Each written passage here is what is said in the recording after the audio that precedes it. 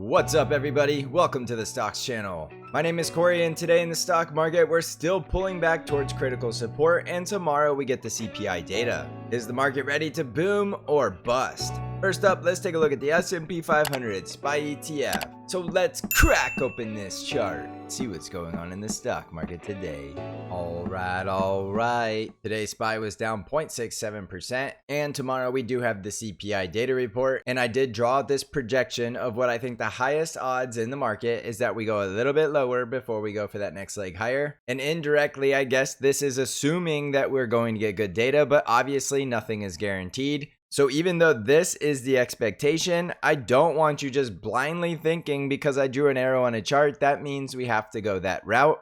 Obviously, anything is possible, and I never assume just because I think something is going to happen that it has to. I am instantly ready to get risk off if SPY breaks through this critical support zone. Now, what that means to get risk off is that you're reducing risk to your long exposure in the market, or you have some type of way you're going to hedge your risk to the downside because this is a very critical support zone. If you just look at the charts, by 442 to 443 is a very critical support zone because that is where we broke out from the June highs. And if we fail to hold that retest, that means there are no longer buyers in this market. And that does mean there is the opportunity for the floor to fall out and we could start to see high volume selling if that support fails. So don't blindly assume support has to hold. Price action needs to prove it holds by bouncing from that level. And no, I'm not saying we have to go that low, and it is outside the lower Bollinger Band.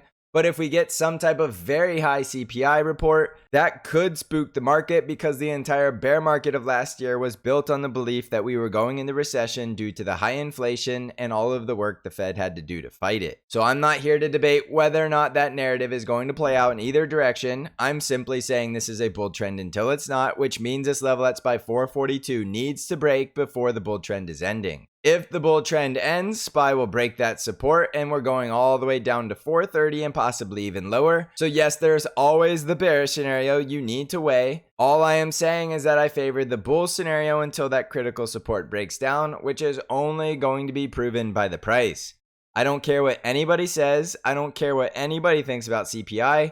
I'm going to let the price action do all the talking, and that is what I constantly teach for you to do as well. If you get in the habit of following the chart and letting the chart do all of the talking, that is when you no longer have a bias, and that is when you're willing to trade in either direction, or you know how to manage your risk when a bull trend rolls over and starts turning into a bear trend. So very simply said, this is a bull trend until SPY starts closing below 442. And in the very short term, from the absolute high of the year to the absolute low of where we pulled back, we've only pulled back a little more than 3%. And when you're only getting a 3% pullback and people are getting very fearful, that is exactly what you see in bull markets, and that is exactly what you see in bull trends. A 3% pullback is absolutely nothing, and it's very healthy to get 3% pullbacks within bull trends. And I would go as far as to say it's fine to see even 4 to 5 or even 7% pullbacks during a bull trend. So if you're losing your mind because of a 3% pullback, you're just simply taking on way too much risk because a 3% pullback is absolutely nothing. So give yourself plenty of risk management around that critical support and instantly start expecting that the bull trend is ending if we start to break down below it. Obviously, nothing moves in straight lines, and that's why we were expecting a pullback before we go any higher, and we're also sitting right on top of the support trend line for this bull market. So no guessing. If you're going to guess, you might as well guess that we're going to continue in the direction of the trend because the trend is your friend until the end, and it's a bull trend until it's not.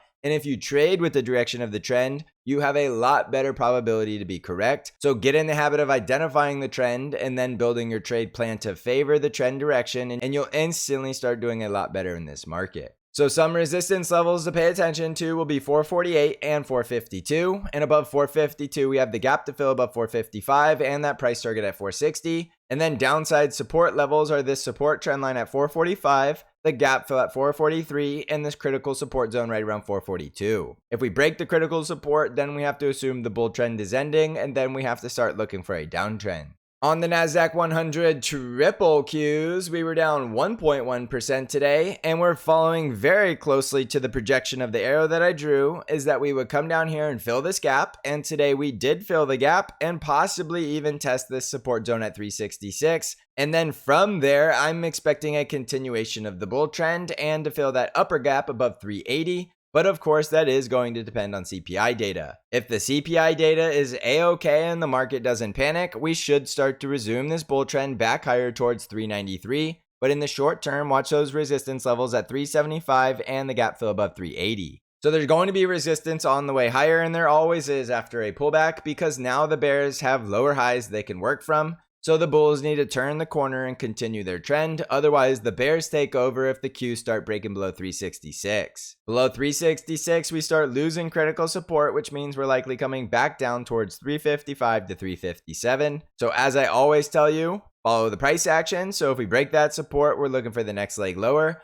But we need to see it, and until that support breaks, I'm still going to say this is a bull trend because that's what the chart is telling us. On the Dow Jones, we were down about 0.5% today, and we did close below the 20 daily moving average. And remember, this gap still has 1 penny left, so that gap has not filled below 350. But I still think once we fill that gap, we will continue higher towards 360. Now, if we start breaking below 350, we need to hold the critical support at 346. So if you're a Dow Jones bull, make sure you have dry powder in the event we go down to the next leg lower at critical support at 346. But overall, I do think the Dow is going to be strong, and I think we're going to start seeing the Dow marching higher towards 360 in the very near future. So critical support is 346, and intermediate support on the way there would be the gap fill at 350, and the resistance levels to break are 353 and 356. On the Russell 2000 IWM ETF, we were down 0.78% today, and on the Russell 2000, I drew the arrow down towards the gap fill at 190 and the critical support retest at 188, and then from there, I think we're going to continue higher towards the low 200s and possibly even higher than that.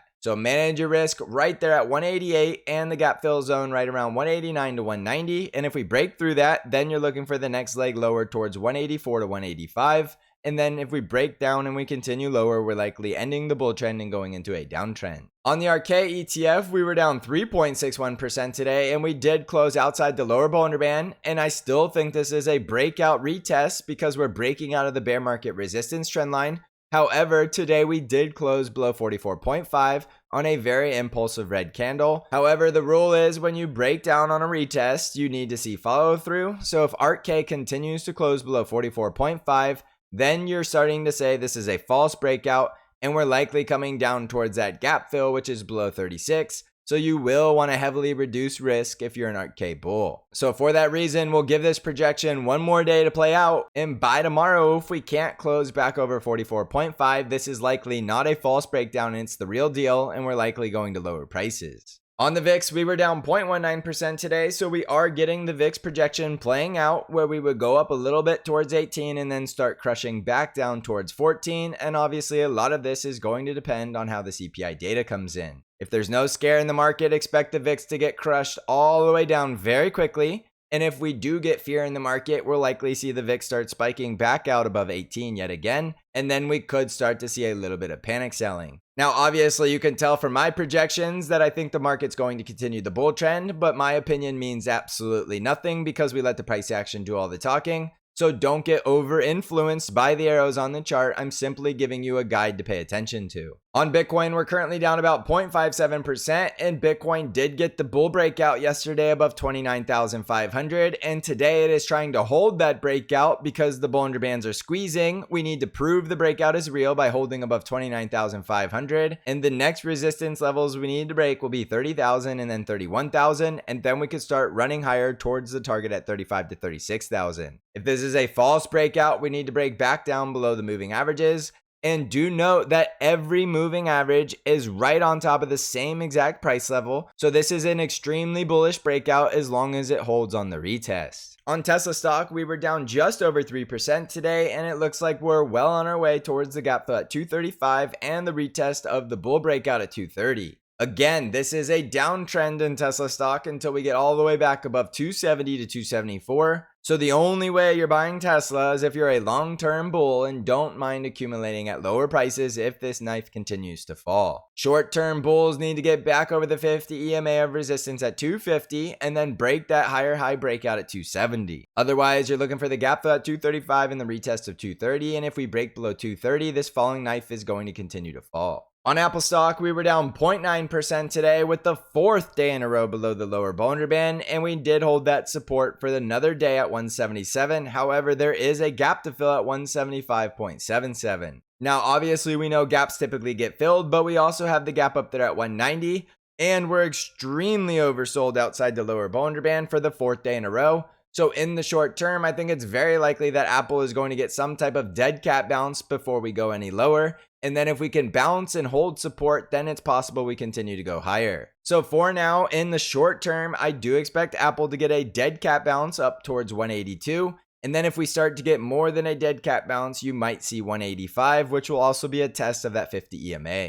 If we break 177, you're looking for the gap fill below just above 175 and that support right around 174. So jumping back over to the S&P 500, we have the CPI data tomorrow and the bull trend is still intact because we're still above critical support, but anything is possible and that can change in a very swift motion. So be prepared to manage your risk if you're long on this market and we start breaking below critical support. You don't want to hold the whole way lower if we're heading into a downtrend. But price action needs to prove it, and there's always going to be noise around the market. That's why you need a trade plan that is objective and you have very clear risk levels, and then stick to your plan. And if you're managing risk, you don't need to win every single trade, so don't stress out. Just follow a plan, and if you continue to lose, there's something likely wrong with your plan and you need to go back to the drawing board and figure out what's going on. I will remind you that bears have been calling tops all year long and the market continues to break out and make higher highs, so you really need to get away from the bearish echo chambers and you need to listen to the chart. And the chart has not yet broken critical support. So just remember to check your bias at the door and follow the chart, and make sure your trade plan is built around the critical levels on the chart, and make sure you have a scenario drawn up for the bear scenario and the bull scenario, and then act according to what the price action is telling you. If you get in the habit of being disciplined and following price, you're going to instantly become a much better trader. If you want to come crush this market, consider joining Bang Trade Alerts or the Stocks Channel Discord server. You can find out how to join either service by clicking on the links below. So thank you for watching, everybody. I hope you're crushing this market. And as always, I will see you in the next episode.